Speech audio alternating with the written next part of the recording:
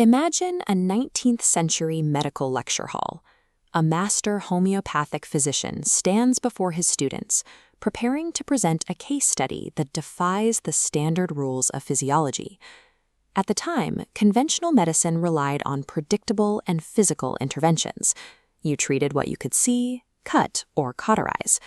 But a homeopath looks for the trauma that leaves no visible wound.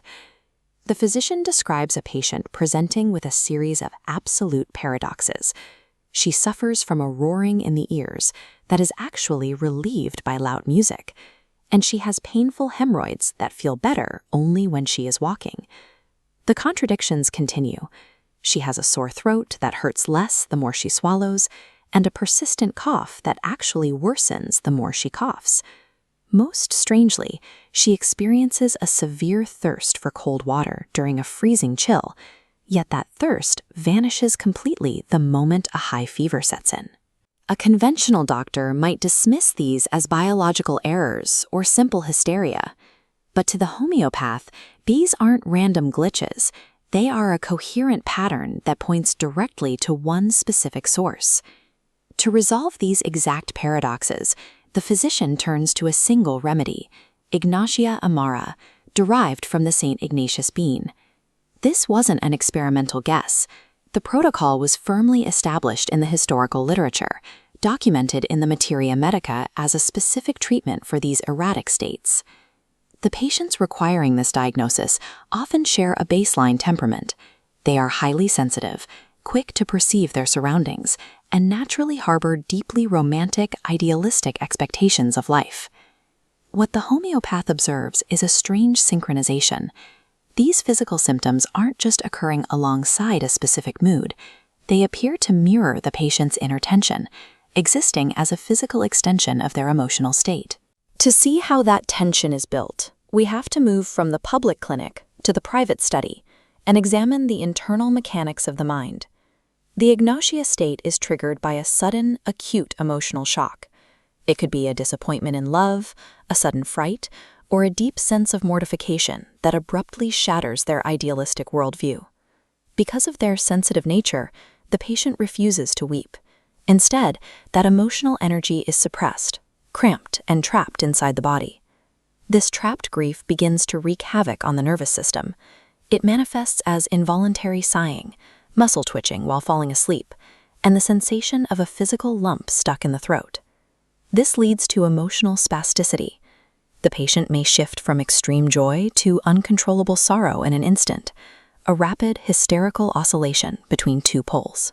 When acute grief is denied a verbal or emotional outlet, the nervous system is forced to express that internal chaos through physical spasms and erratic behavior.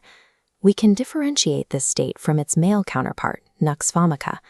While nux responds to trauma with an anger-driven, bilious temperament, Ignatia is defined by this rigid, sorrowful spasm. This is also the direct opposite of pulsatilla. While the Ignatia patient is hardened and suppressed, the pulsatilla patient is openly weeping, yielding, and often indecisive. The timeline is critical. Ignatia is strictly for acute, fresh grief. If that sorrow is left for years and hardens into a chronic emotional scar, the homeopath must look toward a different remedy, natrum muriaticum. Homeopathic curing requires matching the exact emotional timeline and temperament of the patient's trauma, not just their physical symptoms.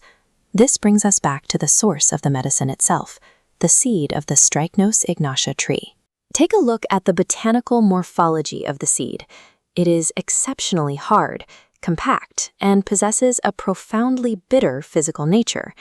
These physical traits perfectly mirror the internal state of the patient, cramped, bitter, and emotionally hardened by their suppressed shock.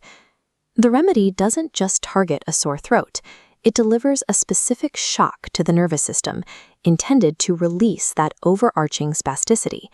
It operates on the principle that a substance producing specific tension and bitterness in a healthy body can release that same tension in a sick one.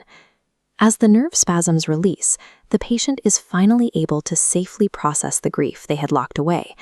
The internal bitterness begins to dissolve, and the external hardness softens, returning the patient to their natural, mild disposition. The paradoxes from the beginning of the lecture fade away because the root emotional conflict has finally been addressed. When the mind refuses to cry, the nervous system finds its own way to speak, translating that inner silence into the language of spasms and paradoxes. For the Ignatia patient, the physical contradictions only dissolve once the hidden grief is allowed to surface.